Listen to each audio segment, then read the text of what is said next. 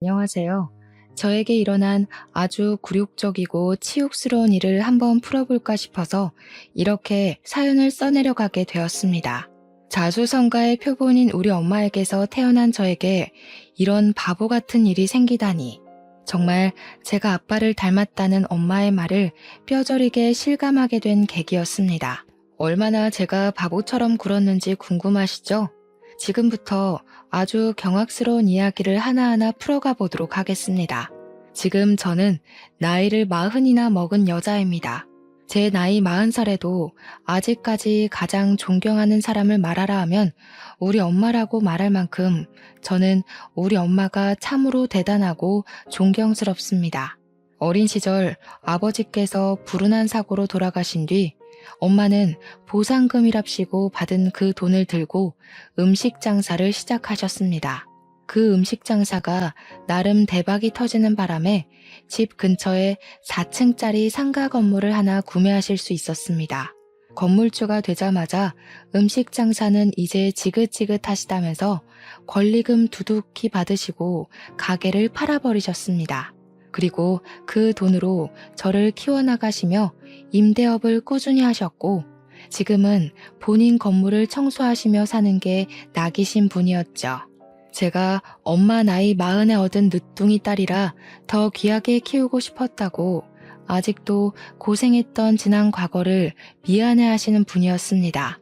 저는 나름 하고 싶은 거 다 하고 사고 싶은 거 다 사면서 귀하게 컸다고 생각했는데 엄마는 아버지 없이 자란 제가 무척이나 마음에 걸렸었나 보더라고요.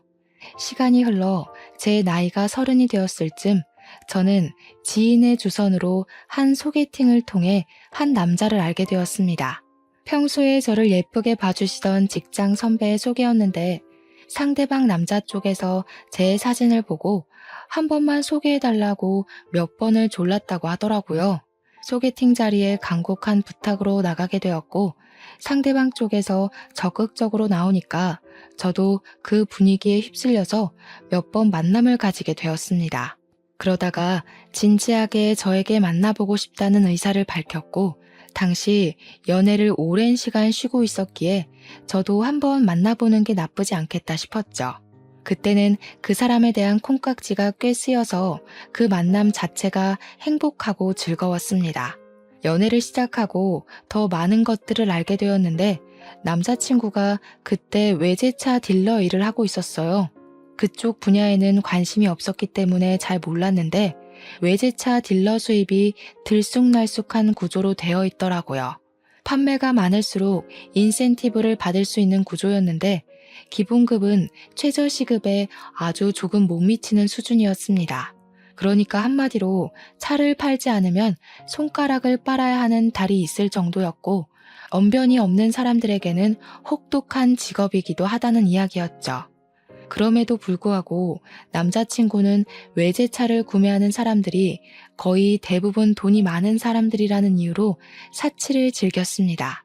항상 본인이 명품이어야 한다며 값비싼 물건들로 휘감고 다녔고 돈을 쓰는 것에 아낌이 없는 사람이었습니다.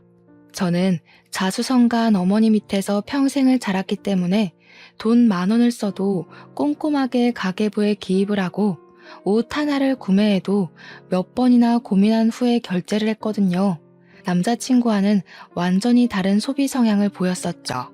남자친구는 기분이 가는 대로 돈을 쓰곤 했거든요. 제가 봤을 땐 이해가 가지 않을 정도였어요. 10만 원이든 20만 원이든 자기 기분 내키는 대로 아까운 걸 모르고 돈을 썼죠. 가끔은 100만 원대가 훌쩍 넘는 명품 옷을 고민도 없이 구매를 하는데 저는 기겁을 했습니다. 무슨 가디건 하나 사는데 금액대가 100만 원이 넘어가는 건지 인터넷 쇼핑몰에서 구매하면 2만 원대에도 살 수 있을 법한 디자인인데요. 그렇다고 제가 지질이 궁상을 떨면서 살아왔던 건 아니었어요. 우리 집도 조물주 위에 건물주인 엄마가 있었기에 섭섭지 않게 용돈도 받고 했었는데 제가 아무래도 보고 배운 버릇이 있다 보니 신중해진 것이었죠. 남자친구가 돈을 쓸 때마다 저는 걱정 어린 시선을 보냈고 그때마다 저에게 촌스럽게 굴지 말라는 이야기도 몇 번 했습니다. 저는 솔직히 이게 촌스러운 일인가 싶은 생각이 들기도 했죠. 친구들에게 남자친구의 씀씀이가 너무 해프다고 이야기를 하니 친구들은 봉 잡은 거 아니냐고 이럴 때 제 실속도 챙기라고 하더라고요. 남자친구에게는 물론 장점도 있었죠. 사람이 리더십이 있는 편이라 그런지 분위기 자체를 주도하는 사람이었습니다. 많은 사람들 앞에서도 주눅들지 않고 자신의 매력을 확실하게 보여줄 수 있는 사람이라 그런지 눈을 사로잡게 만드는 매력이 있었어요.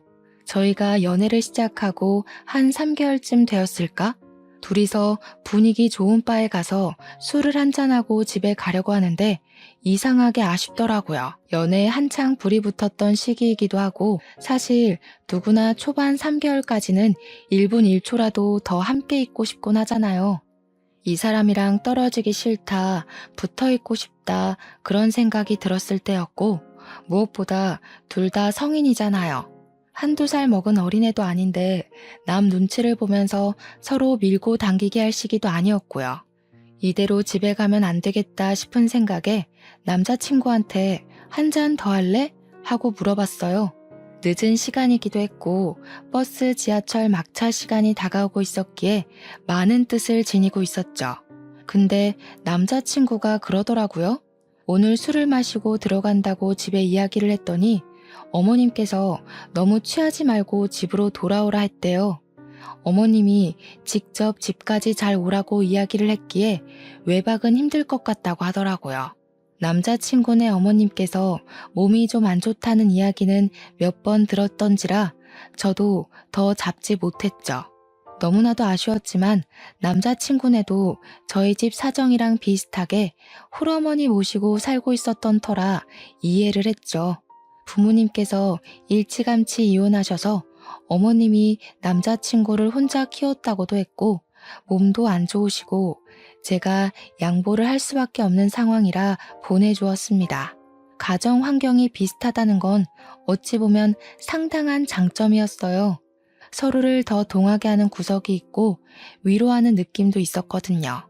그렇게 만남을 이어가다가 여름 휴가 시즌이 다가오게 되었습니다. 남자친구에게 당연하다는 듯 여름 휴가 때 어디로 여행을 갈까? 하고 물어보니까 눈을 동그랗게 뜨고 저를 바라보더라고요. 너무 의외라는 표정이길래 혹시 여름 휴가가 따로 없냐고 물어보니 당황해하면서 있긴 있지. 근데 어딜 가? 하면서 저에게 물어보더라고요. 보통 휴가를 커플들끼리 맞춰서 여행을 가지 않나요? 저는 당연히 남자친구와 함께 보낼 생각이었거든요. 사귀고 처음 맞이하는 여름 휴가인데 당연히 같이 시간 맞춰서 보내는 거 아니냐고 물어봤죠. 그러니 남자친구가 한참 우물쭈물하더니 그러면 우리 엄마가 집에 혼자 있어야 하지 않냐고 말을 하더라고요. 평소에 옷 살 때나 돈 쓸 때나 엄마를 한 번도 챙겨본 적 없는 사람이 여행을 가자고 하니까 갑자기 엄마 타령해 대는데 어이가 없더라고요. 그래서 저도 딱 잘라 우리도 다 큰 성인이고 그 며칠 엄마랑 떨어져 있어도 아무 문제 없지 않냐고 했어요. 그러니 남자친구가 하는 말이 우리 엄마는 내 걱정에 밤잠도 못 이룰 사람이라고 하더라고요. 아들이 여행 가서 무슨 일이라도 생기지 않을까 하루 종일 걱정하고 기다릴 텐데 어떻게 엄마를 두고 여행을 가냐고요. 그래서 저도 지지 않고 우리 엄마도 하루 종일 혼자 있는데 우리 엄마도 나 기다리긴 한다고. 근데 여행 가는 것까진 터치하지 않는다고 했어요. 남자친구가 저한테 너랑 상황이 같냐면서 우리 엄마는 몸도 좀 안 좋으시잖아 하더라고요. 그것뿐만이 아니었습니다. 술 먹다가도 휴대폰 한번 쓱 보고는 엄마가 집에 오라고 했다면서 가고 주말에도 엄마가 오늘은 나가지 말라고 해서 집에 있으려고 하면서 약속 파투 내고요. 제가 하다 남자친구랑 연애를 하는 건지 남자친구 엄마랑 연애를 하는 건지 헷갈리더라고요. 그래서 말했죠. 너 마마 보이냐고. 왜 이렇게 말끝마다 엄마 거리냐고. 진짜 우리 여름 휴가 때 여행 안 갈 거냐고요. 그러니 남자친구가 저한테 마마보이라고 했냐면서 화를 쓱 내더라고요. 자기 엄마가 아파서 걱정이 되어서 못 가겠다고 한 건데 어떻게 말을 그렇게 할 수 있냐고요. 여름 휴가 가고 싶으면 가자고. 근데 자기 엄마도 같이 가자고 하는 게 아니겠습니까? 어이가 없어서 너처럼 말끝마다 엄마 엄마 하는 게 바로 마마보이라고 했어요. 그러니까 자기는 그냥 효자일 뿐이라면서 저한테 강요하는 거 하나도 없지 않냐고. 내가 내 스스로 챙기겠다는데 왜? 하면서 말을 하는데 꽤나 논리적이더라고요. 남자친구가 알아서 다 스스로 챙기고 했지. 언제 저한테 자기 엄마한테 전화 한 통 해라. 좀 찾아뵙고 살갑게 굴어라. 집안일 좀 도와달라 한 적 있냐고요. 그때는 제가 콩깍지에 완전히 쓰였을 때라 남자친구가 하는 말이 다 맞는 것 같다는 생각을 하면서 넘어갔죠. 제가 수긍하는 것처럼 보이니까 남자친구가 저한테 그런 말을 하더라고요. 우리가 연애를 한 시간이 벌써 1년이 다 되어 가는데 이참에 살림을 차리는 건 어떻겠냐고요. 결혼해도 절대로 저한테 대리효도하라는 말 안 할 테니까 걱정하지 말라고. 자기가 가끔 엄마 집 가서 밥 먹고 전화하고 챙기고 하겠다고요. 엄마랑 합가하자는 소리도 절대 하지 않을 테니까 자기랑 슬슬 결혼하자고 하더라고요. 어차피 맞벌이 생활할 거니까 우리 둘 버는 돈이면 절대로 입에 풀칠은 안 할 거라고 장담을 했어요. 제 나이가 31살이긴 했지만 친구들 중에는 이미 시집을 간 친구들도 있었고 우리 엄마도 노후보장 다 되어 있으니 이제 저만 시집 보내면 소원이 없겠다고 하셨거든요. 좋은 사람 만나서 결혼만 했으면 좋겠다. 노래처럼 매일 타령을 하셔서 저도 모르게 결혼을 할까 하는 생각을 했습니다. 솔직히 31살에 언제 또 새로운 사람 찾아서 만나고 연애하고 결혼하고 하겠습니까? 시간이 허락하지 않을 거란 생각이 들었죠. 남자친구에게 홀라당 넘어가 버린 저는 번갯불에 콩 구워 먹듯 그렇게 결혼을 약속해버리고 말았습니다. 그때까지만 해도 앞날은 창창하고 행복할 거라 굳게 믿고 있었어요. 저에게 소개팅을 주선했던 선임에게 먼저 결혼 소식을 전했는데 저를 보면서 되게 의외라는 식으로 말씀을 하시더라고요. 예전부터 그 집 엄마가 극성이기도 했고 몸이 좋지 않다는 소식도 꽤 오래전에 들었는데 진짜 결혼할 거냐고요. 저는 그런 반응에 좀 어이가 없어서 소개를 시켜주실 땐 언제고 이제 와서 그런 찝찝한 소리를 하시느냐 다시 물었어요. 그러니까 선임이 하는 말이 상대방 쪽에서 귀찮게 졸라대서 소개를 시켜준 거라고 하시더라고요. 자기도 사실 엄청 친한 사이는 아니라고 말꼬리를 흐리시더니 그래도 1년을 만났다는데 자기보단 제가 더 잘 알고 결정하지 않겠냐고 하더라고요. 그냥 축하한다고 말부터 할 걸 하시는데 저도 기분이 좀 상하긴 했지만 고맙습니다 하고 말았습니다. 우리 엄마는 제가 결혼을 하겠다고 하니까 신이 잔뜩 나서 예비 사위가 집에 놀러 오면 씨암탉이라도 잡아야겠다고 오래간만에 음식 솜씨 제대로 보여주시겠다고 성화였습니다. 우리 집에 인사를 드리러 오기로 한 날이 왔고 살짝 긴장했는데 빈손으로 떡하니 나타난 예비 신랑을 보고 조금 실망하긴 했습니다. 처음 인사드리러 온 자리인데 아무리 편하게 오라고 했다지만 빈손은 좀 아니지 않나요? 근데 정작 엄마는 별 신경도 쓰지 않는 눈치길래 그냥 저도 별소리 하지 않았습니다. 엄마가 정말 백숙에 잡채에 게장에 손이 많이 가는 음식들로 죄다 준비를 하셨더라고요. 예비 신랑에게 살갑게 굴면서 많이 먹으라고 예전에 음식 장사를 했었던 터라 손맛이 좋다면서 닭백숙 다리를 쭉 뜯어서 앞접시에 올려주었어요. 그러니 예비 신랑이 인상 팍 구기면서 어머님 많이 드시라고 자기는 물에 빠진 닭은 별로 안 좋아한다고 하더라고요. 제가 당황해서 아니 주는 대로 먹지 무슨 반찬 투정을 하고 있냐고 한 소리 하니까 자기네 집은 항상 닭을 구워서 줬다고 하더라고요. 그래서 통닭을 더 좋아한다면서 물에 빠진 닭은 무슨 맛으로 먹어요? 하고 앞접시를 쓱 밀대요. 우리 엄마도 당황하셔가지고 눈만 껌뻑이고 계셨어요. 저는 철없는 예비신랑과 엄마 사이에 껴서 이리저리 눈치를 보며 밥을 먹었습니다. 식사 시간이 끝이 나고 이런저런 이야기를 나누는데 예비신랑이 우리 엄마한테 그러더라고요. 장모님은 무슨 돈으로 생활을 하고 계신 거냐고요. 혹시 제가 생활비를 대고 있는 거냐고요. 제가 그냥 웃으면서 우리 엄마 돈 많아. 걱정 안 해도 돼. 하니까 남자친구 눈이 번쩍 뜨이는 거예요. 아까 밥 먹을 때 슬쩍 들어보니 식당을 하셨다고 하던데 프랜차이즈 같은 거 가지고 계신 거냐고 사장님이냐고 묻대요. 엄마가 그 식당은 권리금 받고 넘긴 지 오래라고 그때 받은 돈이 꽤 쏠쏠해서 저를 키운 거라고 이야기하셨어요. 그러면서 요즘은 부업으로 건물 청소도 하고 있고 하면서 이야기를 하셨죠. 그러니까 예비 신랑 얼굴이 팍 구겨지면서 아, 건물 청소 하면서 말꼬리를 흐리는 게 아니겠어요? 엄마도 그 표정에 빈정이 확 상하신 건지 청소하고 있는 건물이 본인 건물이라는 이야기는 하지 않으시더라고요. 어영부영 자리가 끝이 나고 예비 신랑이 집으로 돌아가고 난 뒤에 엄마가 저를 확 째려보시더라고요. 저한테 남자 보는 눈이 발끝에 달린 것 같다고 허우대 멀쩡하고 외관만 번쩍번쩍하면 뭐하냐고 속이 시커멓다고 하셨어요. 저도 그냥 딴청 부리면서 평소에 저런 사람이 아닌데 오늘은 긴장을 해서 말이 헛나온 것 같다고 필사의 별명을 했죠. 그러니 그제야 처갓집 방문하면서 빈손으로 오는 애는 처음 본다고 저한테 아주 헛똑똑이라고 하시더라고요. 그 뒤에 저도 예비 신랑의 집에 인사를 드리러 가게 되었고 처음으로 시모가 될 사람을 만났습니다.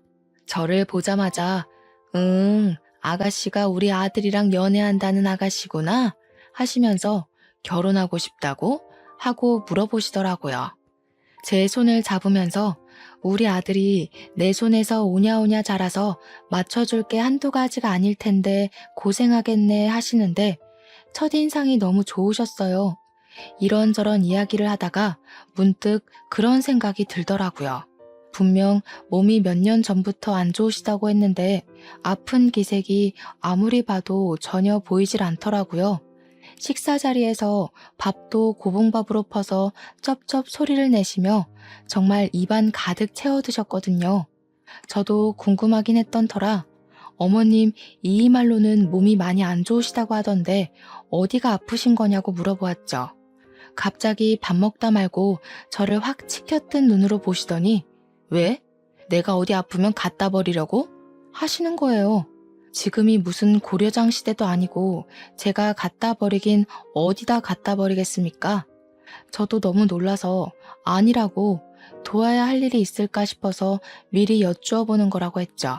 그러니까 저한테 내가 애 아빠랑 옛날에 이혼했다는 이야기는 들었지? 하면서 물어보셨습니다. 이혼하셨다는 사실만 알고 있다고 하니까 갑자기 눈물을 슬쩍 훔치시더라고요. 자기가 예비 신랑 키우느라 안 해본 일이 없다고.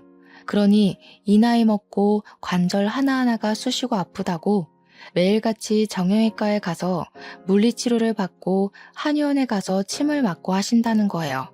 근데 저희 엄마는 나이 40에 저를 낳으셨잖아요. 시모는 남편을 일찍 낳으셨더라고요. 그러니까 우리 엄마랑 시모의 나이 차이가 10살이나 납니다. 식당 일에 건물 청소를 하고 있는 우리 엄마도 관절이 아프다고 해도 그렇게 매일매일 병원을 다니시진 않거든요. 시모는 뭐 공사장에서 구르기라도 한 건지 아프다는 게 관절염이었던 거죠. 관절염이 뭐 가벼운 병이라는 건 아니지만 그것 때문에 예비 신랑이 저랑 여행도 못 간다고 한 거라 생각하니 이게 은근히 배신감과 서운함이 어우러져서 기분이 좋진 않더라고요. 결혼 준비를 본격적으로 시작한 뒤에는 정말 가관이었습니다. 제가 드레스를 고르는데 시모가 쫓아와서는 그 드레스 너무 파인 것 아니냐고 저 드레스는 촌스럽다. 얘 그건 뱃살 보인다 하면서 하나하나 참견을 하시더라고요. 아니 관절염 때문에 아파서 움직이는 것도 힘들다고 하셨던 분이 무슨 힘이 그리 넘치는지 모르겠더라고요. 드레스숍을 3군데 도는 내내 같이 걸어다니고 참견하고 잔소리하고 정말 제 귀에서 피가 나오는 줄 알았습니다. 제가 나중에는 지쳐서 대답도 성의 없이 네만 반복하고 있는데 예비신랑은 그 꼴을 보면서 시모를 보고는 아주 흐뭇하게 웃더군요. 우리 엄마 오늘 기운이 넘치네. 다리 안 아파? 너무 보기 좋다. 이러면서요. 순간 이 결혼 정말 해도 되는 거 맞나 고민을 하고 있었는데 이제 와서 물으기에는 계약금 걸어둔 것도 많았고 돈이 원수였죠. 거기다가 이 사람이 아니면 내가 누구랑 결혼을 할 수 있겠나 하는 생각도 들었고요. 저 참 바보 같았죠. 근데 누구라도 저와 같은 상황 속에 떠넘겨진다면 같은 고민을 하셨을 거라 생각합니다. 주위에서는 원래 결혼 전은 우울한 거라며 누구나 겪는 현상이라고 치부하더라고요. 저도 자꾸 주위에서 별일 아니다, 다 괜찮아진다고 이야기들 하니까 그냥 그런가 보다 하고 넘어가게 되었죠. 혼자 한복을 맞추러 가게 되었을 때 작은 소란이 일어나기도 했습니다. 원래 신부 쪽 한복은 분홍색 계열로 신랑 쪽 한복은 푸른색 계열로 맞추잖아요. 시모는 자기가 파란색 말고 굳이 분홍색을 하고 싶다고 난리를 피우셨어요. 자기 얼굴에 파란색이 잘 안 받는다고 하시면서요. 오죽하면 한복집 직원이 보통 그렇게는 잘 안 한다고 하면서 신랑 쪽은 푸른색을 입으셔야죠 하면서 말렸거든요. 그러니 시모가 삿대질을 직원한테 하면서 내 돈 주고 내가 입고 싶은 거 고르겠다는데 왜 참견하냐고 소리를 지르더라고요. 첫 만남에 인상 좋고 선하게 굴었던 모습과는 전혀 다른 모습이었어요. 나중에는 무슨 중전마마가 입을 법한 한복 같은 걸 가져와서는 이걸 입어보고 싶다고 떡하니 내밀더라고요. 한복집에서 이거는 신부님들이 입는 한복이라며 혼주 한복 아니라고 말리더라고요. 보다 못한 예비신랑이 시모한테 그러지 마시고 그냥 구색 맞춰서 입자고 하니까 그제야 시키는 대로 입으시더라고요. 물론 계속 파란색이랑 나랑 잘 안 받는데 나 이거 입으면 얼굴색이 확 죽어버리는데 하면서 구시렁거렸고요. 저랑 엄마는 그 꼴을 지켜보면서 와 진짜 기가 빨린다 하고 있었는데 엄마가 슬쩍 옆구리를 찌르시더라고요. 너 이 결혼 진짜 할 거야? 하면서요. 솔직히 그 소리도 너무 듣기 싫고 나중에는 귀를 닫고 무시해버렸죠. 아직도 엄마한텐 그 일이 큰 죄를 지은 기분이라 참 죄송합니다. 아무튼 혼인신고도 신혼부부 대출 때문에 미리 하고 결혼식도 잘 마치고 대출이 반 이상인 신혼집에 들어가게 되었습니다. 가전이나 가구들도 싹 들어오니까 집이 정말 사람 사는 집 같고 좋더라고요. 이제 행복한 신혼생활만 남은 건가 하며 하루하루를 즐겁게 보냈습니다. 같이 장을 보고 음식을 만들고 청소도 분담해서 하고요. 그렇게 한 3개월쯤 지났을까 어느 날 시모에게서 뜬금없이 저에게 전화가 왔습니다. 저랑 남편이 맞벌이 부부다 보니까 사실 밥은 저녁 한 끼만 집에서 같이 먹었거든요. 아침은 원래 둘 다 안 먹는 편이고 아침을 먹으면 속이 부대끼는 느낌을 받아서 합의하에 저녁 시간만 같이 준비해서 먹기로 했죠. 그런데 시모가 저한테 우리 아들 아침밥을 안 차려준다며 하시는 거예요. 그래서 저도 지지 않고 말했죠. 애초에 서로 합의하고 먹지 않기로 약속을 했다. 그이도 아침 먹으면 하루 종일 배가 아파서 일하는데 지장이 있다고 하더라 하면서요. 그러니까 저한테 생각이 없다면서 배가 아프지 않게 죽 같은 걸 써서 준다거나 부드러운 음식으로 차려줘야 하는 거 아니네요. 아니, 저랑 남편이랑 서로 합의하에 정한 이야기를 왜 이제 와서 들쑤시는지 이해가 가지 않았습니다. 저도 딱 잘라서 말을 했죠. 남편이랑 이미 결혼 전부터 다 합의를 본 상황이고 아침 안 먹는 생활을 지금 3개월째 하고 있다고요. 그동안 아무런 문제도 없었고 앞으로도 그럴 거니까 이 부분은 신경 쓰지 마셔라. 그이랑 저랑 둘 다 알아서 잘하고 있다고 했습니다. 그러니 시모가 할 말이 없는지 끙끙거리는 소리만 내더라고요. 아마 잔소리하고 싶었는데 제가 너무 강력하게 말하니까 할 말이 없어서 화를 사기는 것 같은 소리였어요. 전화를 끊으려고 하는데 대뜸 그러시더라고요. 왜 저녁밥 차릴 때 된장찌개 아니면 김치찌개만 주냐고요. 원래 한국인의 밥상 기본 찌개가 된장찌개랑 김치찌개 아니었나요? 그래서 둘 다 번갈아 가면서 주고 있다고 대꾸를 했죠. 그러니까 마치 너 딱 걸렸다 하는 말투로 아들이 전화 와서는 순두부찌개가 먹고 싶다고 했다면서 저한테 순두부찌개를 좀 해주래요. 제가 곧 죽어도 순두부를 안 해준다고 일러 바쳤다는데 제가 뭐 일부러 먹이지 않은 건 아니잖아요. 저한테 말을 해야 제가 끓여주던가 하죠. 그래서 오늘 저녁에 끓이겠다고 대꾸하고 끊었습니다. 퇴근하고 온 남편에게 말없이 순두부찌개 거리를 차서 바지락 넣고 칼칼하게 끓여주니까 제 눈치를 살살 보더라고요. 그래서 저도 한마디 했죠. 먹고 싶은 게 있으면 나한테 말을 하지 왜 시모한테 말을 해서 저를 곤란하게 만드는 거냐고요. 그랬더니 그냥 밥 잘 먹고 다니냐 해서 아침이야 원래 안 먹었던 거니까 패스하고 저녁에는 된장찌개, 김치찌개 번갈아 먹는다고 했대요. 시모가 먼저 우리 아들 순두부찌개 좋아하잖아. 한마디 해서 맞지 좋아하지 라고 대꾸해 준 게 끝이라는 겁니다. 누구 말이 진짜로 맞는 말인지 나 원참. 제가 그냥 남편을 쓱 흘겨봤어요. 남편이 필사적으로 변명을 하길래 앞으로는 저한테 직접 이야기해달라고 오해가 쌓이는 건 싫다고 말했습니다. 그러니까 갑자기 남편이 그럼 먹고 싶은 거 다 이야기해도 되냐고 하더라고요. 제가 뭐 요리사는 아니니까 전부 다 해줄 수는 없지만 말을 해주면 노력은 해보겠다고 말은 했죠. 그러니까 자기는 밥 종류보다 분식 종류를 더 좋아한다면서 캡사이신이 팍팍 뿌려진 떡볶이랑 볶음 우동 같은 밀가루가 먹고 싶다고 하더라고요. 제가 엄마의 손맛을 물려받긴 해서 사실 웬만한 음식들 다 평균치는 하거든요. 다음 날부터 남편이 먹고 싶다는 거 말을 해주면 제 선에서 가능한 음식들을 곧잘 해줬어요. 근데 어찌 된 게 메뉴가 맨날 밀가루 음식에 맵고 짜고 자극적인 것만 줄줄이 말하더라고요. 사람이 좀 골고루 채소도 먹고 영양가 있는 균일한 식단을 해야 하는데 남편이 입맛이 소위 말하는 초등학생 입맛인지 맨날 밀가루만 찾더라고요. 과일, 채소 이런 거 절대 입에도 안 되는 사람은 또 처음이었습니다. 저는 근데 과일을 진짜 좋아하거든요. 그래서 밀가루를 저녁에 많이 먹어도 회사에서 점심에 샐러드를 먹거나 후식으로 꼭 과일을 챙겨 먹곤 했어요.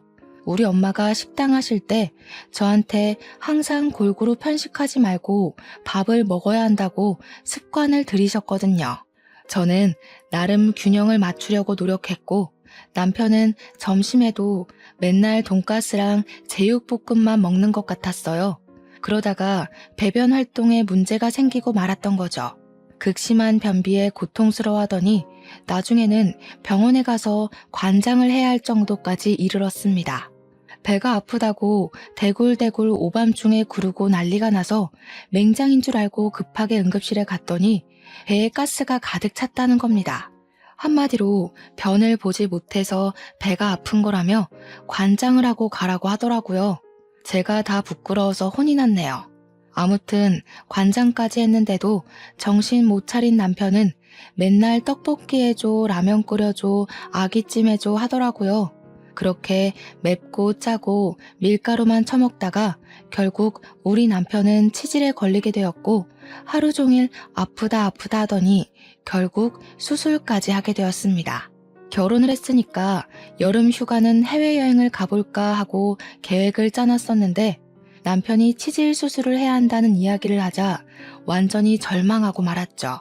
그러길래 식습관을 좀 고쳤으면 얼마나 좋았겠냐고 잔소리를 했더니 남편은 자기 아픈 거 몰라준다고 삐지더라고요. 결국 고대하던 결혼 후 첫 여행은 완전히 무산되었고 남편은 치질 수술을 하기 위해 입원을 하게 되었습니다. 수술 자체는 간단하고 시간도 얼마 걸리지 않았는데 수술한 이후가 문제더라고요. 아픈 것도 정말 엄청나게 아프고 앉아있지도 못하고 바로 눕지도 못하고 엎드려서 끙끙거리며 앓는 소리만 내더라고요. 아무래도 수술이 잘못된 것 같다고 이렇게 아플 수 있냐고 예민해져가지고 하루 종일 삐지고 화내고 진짜 어린아이도 이렇게 징징거리진 않겠구나 하는 생각이 들 정도였습니다. 그 와중에 우리 시모는 입원실에 찾아와서 우리 아들 괜찮냐고 저렇게 아파하는데 진통제 하나 안 놔주냐고 발만 동동 구르더라고요. 결국에는 저한테 도대체 뭘 먹었길래 생전 없던 치질이 생겨서 저 고생을 하게 만드냐고 화를 내는 겁니다. 남편이 먹고 싶다는 거 다 챙겨줬을 뿐이라고 같이 먹은 저는 멀쩡한데 뭐가 문제냐고 했죠. 아무래도 어머님이 좀 하자 있는 아들을 낳으신 게 아닐까요? 하면서 일부러 과장되게 웃었습니다. 막말로 시모의 아들 식습관이 이상해서 생긴 병인데 제 탓을 하니 제가 짜증이 나지 않겠어요? 그렇게 한 3일을 입원해 있었어요. 근데 수술은 했어도 화장실은 꼭 가야 한다고 하더라고요. 남편이 배가 아프다고 화장실을 갔는데 수술을 하고 처음으로 변을 본 것이었거든요. 뒤처리를 하려니 무섭고 아프고 힘들었나 봐요. 저는 출근을 해서 없었고 병실을 지키고 있던 시모한테 계속 징징거렸던 거죠. 퇴근하고 병원에 찾아가니 시모가 저한테 그러더라고요. 우리 아들이 치질 수술해서 뒤처리가 힘들다고 하니까 네가 좀 도와줘라. 제가 너무 놀라서 네? 하고 물어보았죠. 배를 수술한 것도 아니고 팔을 수술한 것도 아닌데 용변 처리를 저보고 하라고 하니까 제가 황당하죠. 싫다고 고개를 절레절레 저었더니 지금 네 남편 더럽다고 피하는 거냐고 버럭하시대요. 네, 더럽죠. 남의 변이 더럽지 그럼 깨끗해요? 그렇게 좋으시면 어머님이 직접 하세요. 제가 딱 잘라 거절을 하니까 민망한 건지 괘씸한 건지 수치스러운 것도 모르고 그걸 시모한테 시킨다고 버럭버럭. 아니 자기가 낳은 아들인데 저보다 시모가 하는 게 맞지 않겠냐고 했더니 노려보시대요. 제가 시모한테 수치스러운 건 어머님이 아니고 남편일 거라고 그거 하나 제대로 못하는 머저리로 만드시는 거냐고 했죠. 남편이 퇴원을 하고 저희는 다시 일상으로 돌아가게 되었습니다. 남편은 수술을 하느라 여름 휴가를 다 쓰게 되었는데 저는 여름 휴가를 쓰지 않았으니 남아 있었거든요. 그래서 엄마를 모시고 일본 여행을 가기로 약속을 잡았는데 남편이 대뜸 우리 엄마는? 하더라고요. 저도 아무렇지 않게 우리 엄마랑 여행 가는데 시모는 왜 물어보냐고 모르쇠로 일관했더니 입을 삐죽이더라고요. 제가 웃으면서 시모는 네가 모시고 가야지. 나한테 대리효도 안 시킨다며? 나랑 엄마랑 놀러 가는데 시모를 왜 끼워 넣어? 했어요. 결혼 전에 저한테 약속했던 사실이 있었으니 자기도 대놓고 시모 모시고 가라고 강요도 못하고 제가 시모도 같이 가자고 해볼까? 하고 말해주기를 기다렸던 모양이더라고요. 제가 정신 나갔나요? 시모를 모시고 가게. 끝까지 제 입에서 시모한테 물어보겠다는 말이 나오지 않으니까 우리 엄마 일본 못 가봤는데 불쌍하다 하더라고요. 그래서 시모 일본 안 가보셨으면 당신이 겨울에 어머님 모시고 일본 가면 되겠네 했죠. 그러니까 눈 동그랗게 뜨고 그럼 너는? 하길래 나는 우리 엄마 모시고 동남아 갔다 오면 되지 했어요. 저한테 어쩜 말 한마디를 지지 않고 계산적으로 구냐고 따지더라고요. 제가 이렇게 계산적으로 굴게 된 것에 파랄이 누구 탓인데 그런 소리를 하는지 저는 친정엄마랑 결국 일본 여행을 떠났고 즐겁게 여름 휴가를 보내고 와서 선물 사온 걸 남편과 시모에게도 나눠드렸습니다.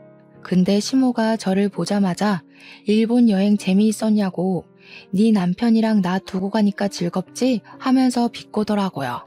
그래서 제가 웃으면서 이이가 겨울에 어머님만 모시고 일본 간다고 하더라고요. 두 분이 즐겁게 데이트하고 오셔요 했죠. 그러니 시모 표정이 밝아지면서 진짜냐고 너무 좋다고 하는데 남편만 똥 씹은 얼굴로 저를 보더라고요. 자기가 챙겨서 가기는 싫었는지 그런 소리를 왜 벌써부터 하냐고 핀잔을 주는데 고소했습니다. 생각해보면 시모만 모시고 어디 갈 생각이 있었다면 결혼 전에도 여행 다니고 했겠죠. 그러더니 시모가 갑자기 저한테 왜 말도 없이 일본에 갔냐고 하더라고요. 그래서 제가 어머님께 보고하고 가야 해요? 했죠. 아니, 우리 아들이 종이에 손 베었다고 야단법석을 떨길래 너한테 약 발라달라고 하라니까 네가 일본 가고 없다는 거야. 내가 얼마나 속상하던지. 그거 덧나면 생살 알아서 엄청 아픈 거 알잖니. 저는 제가 뭔가 잘못 들은 건가 싶었습니다. 종이에 손가락 한 번 안 베어본 사람이 있나요? 지금 저한테 약 발라줘야지 어디 일본을 놀러 가고 앉았냐고 한 소리 한 거잖아요. 저처럼 사무직하는 애들은 허구한 날 서류 만지다가 베이는데 그럼 직장에 남편 불러서 손을 치료해달라고 해야 되냐고 따지니까 시모가 그러더라고요. 저처럼 자주 베이는 애들은 내성이 생겨서 아픈 것도 모르지만 고운 우리 아들 손은 다르다고요. 와, 순간 제가 이런 꼴을 당하려고 결혼했나 싶더라고요. 욱하는 마음에 아이가 없을 때 이혼을 해야 하나 그런 생각까지 들었고요. 그렇게 1년이 넘는 결혼 생활을 하면서 꾸역꾸역 애틋한 모자의 사유를 방관하려 애쓰며 지냈어요. 제가 어느 정도 포기를 하고 나니까 마음이 편해지더라고요. 그러던 어느 날 시모가 다짜고짜 저한테 전화를 해서는 남편이 승진 명단에 분명 올라가 있었다고 했는데 이번에도 승진을 못했다고 하면서 짜증을 내는 거죠. 제가 알기로는 부장이 직접 이번 실적이 별로여서 누락된 거라고 다음에는 팀장급으로 승진을 시켜주겠다고 했다고 들었거든요. 제가 아무 소리도 안 하니까 시모가 제가 기도를 부족하게 해서 그런 거라며 당장 교회를 다니라고 하는 겁니다. 일요일에 늦잠 자기도 바쁜데 무슨 교회냐고 헌금 내봐야 다 목사님 자녀들 해외 유학시켜주는 거 아니냐고 했죠. 시모가 정신 나간 소리 하지 말라고 어디 신앙심을 그렇게 비하하냐 하길래 그래서 시모 교회 목사님 자녀들 다 유학 갔어요 안 갔어요? 하니까 아무 소리 못 하시대요. 더 어이가 없는 건 결혼 2년 차가 되었을 때였습니다. 저는 이미 자잘한 사건들로 인해서 남편과 시모에게 넌덜머리가 난 상태였고 우리 엄마에게도 이혼 이야기를 꺼낸 뒤였습니다. 엄마는 처음부터 별로였다고 지금이라도 애 없을 때 빨리 이혼하라고 상화였죠. 아직 나이가 34살이니까 좋은 사람 충분히 만날 수 있다고요. 한 번만 걸려봐라 바로 이혼하자고 질러야지 하면서 하루하루를 버티고 있는 와중에 전세 계약이 끝이 나면서 이사를 나가게 되었어요. 그래서 부랴부랴 집을 알아보고 있는데 시모가 딱 그러더라고요. 너네 집 알아본다고 우리 아들 회사 월차까지 썼다며? 그런 날은 우리 아들 쉬어야 하는데 힘들어서 어쩌니? 아니, 저는 월차 안 냈나요? 저도 쉬는 날인데 저는 당연히 해야 하는 일이고 남편은 무조건 쉬어야만 하나요? 제가 너무 열이 받아서 한마디 하려고 숨을 들이켰는데 시모가 그러더라고요. 니네 2년이나 살았는데 애가 안 들어서는 거 어디 문제 있는 거 아니니? 내가 우리 아들한테 물어보니까 밤에 잘 때 힘들어 죽겠다고 하더라. 애 보양식은 먹이는 거니? 밤에 잠자리 할 때 네가 더 적극적으로 해가지고 아이를 빨리 가질 생각을 해야지. 내가 오늘 저녁에 특별히 아들 먹을 장어랑 야간문즙이랑 보낼 테니까 우리 아들 잘 좀 먹이고 너는 노력 좀 더 하고. 그 말을 듣는데 순간 꼭지가 돈다는 말이 어떤 말인지 알겠더라고요. 남편이 옆에서 듣고 있다가 엄마 장어 고마워 하는데 수치스럽고 열받아서 남편의 머리통을 뻑소리 나게 쳤습니다. 그러니까 남편이 악 하면서 소리를 지르는데 전화를 듣고 있던 시모가 아들 무슨 일이냐고 소란이더라고요. 남편이 놀래서 얘가 나 때렸어 하고 고자질을 하고 시모가 뭐가 어쩌고 어째 하면서 당장 부동산 앞으로 오겠다고 난리를 치더라고요. 저는 참지 않고 부동산 앞 길거리에서 소리를 고래고래 질렀습니다. 야, 이혼해. 내가 진짜 마마보이도 이런 마마보이 처음 봤다. 반찬 타령하고 우리 엄마 할 때만 해도 내가 그러려니 했는데 종이에 손 베었다고 약을 발라주라질 않나? 뭐? 잠자리를 적극적으로 해? 장난해 지금? 야, 우리 엄마가 뭐 어쨌다고. 그냥 할 말 다 하고 산 거지. 내 머리는 왜 때려? 너 이거 폭력이야. 가정폭력. 내가 너 신고할 거야. 그래, 신고 한번 잘 해봐라. 나도 너네 엄마 걸고 넘어질 거야. 내 휴대폰에 전화 녹음 자동으로 되는 거 알고 있지? 이혼 소송 준비나 해. 야, 중소기업 다니면서 그 월급으로 너네 엄마 건물 청소하면서 버는 돈까지 쓸어다가 변호사비 내려고? 남편이 비웃듯이 이야기를 하더라고요. 건물 청소.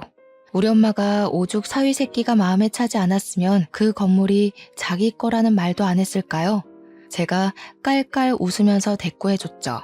야, 우리 엄마가 청소하는 그 건물이 우리 엄마 건물이야, 이 모지리 새끼야. 내가 엄마한테 생활비를 주는 것도 아닌데 그럼 우리 엄마가 건물 청소 그거 깔짝깔짝해서 차도 사고 골프도 치고 그러고 살겠냐? 바보 같은 게 계산기 하나 제대로 못 두들기면서. 그 건물이 장모님 거라고? 근데 왜 말 안 했어? 장모님 건물주였어? 누가 네 장모님이니? 너 이제 내 남편 자리에서 아웃이야, 아웃. 나 너랑 이혼할 거라니까?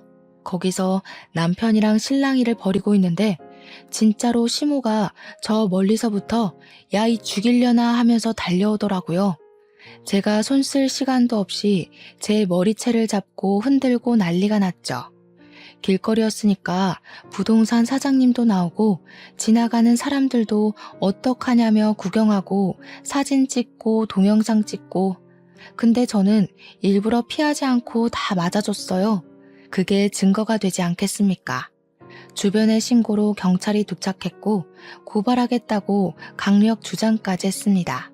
다행히 영상이 필요하면 연락달라고 주변 몇 분께서 명함을 주고 가셨길래 그거 다 챙겨서 이혼 변호사까지 만났습니다. 전송받은 영상과 제 통화 녹음 파일들을 증거로 제출했고 당연히 아이가 없었으니 빠르게 이혼이 정리가 되었습니다.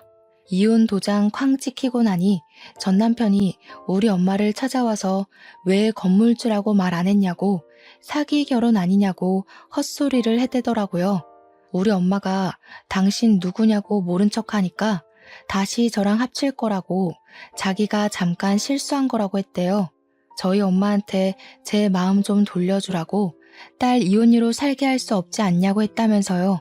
우리 엄마가 화가 나서 이 쭉정이 같은 게 어디서 헛소리냐고 청소하던 걸레짝을 얼굴에 던졌다고 하더라고요. 제 나이 35에 깔끔하게 시모 고소하고 이혼을 딱 했습니다. 엄마의 도움으로 징징거리며 미련 떨던 전 남편을 뒤로하고 2년 동안 해외에 나가서 아르바이트도 하고 여행도 하고 놀고 먹다가 한국에 들어왔죠. 38살에 엄마의 지인분 주선으로 선을 보았고 재혼까지 했고요. 얼마 전에는 뱃속에 새 생명을 잉태하게 되었습니다. 임신 7주가 되어 첫 심장 소리를 듣고 왔는데 눈물이 줄줄 나더라고요. 전 남편에 대한 나쁜 기억들은 모조리 땅속에 묻고 새 남편과 새 가정을 이뤄 행복하게 잘 살아보려고 합니다. 8개월 뒤에 만날 우리 아이까지 함께 아름다운 세상을 느끼며 살겠습니다. 제 이야기를 들어주셔서 감사합니다.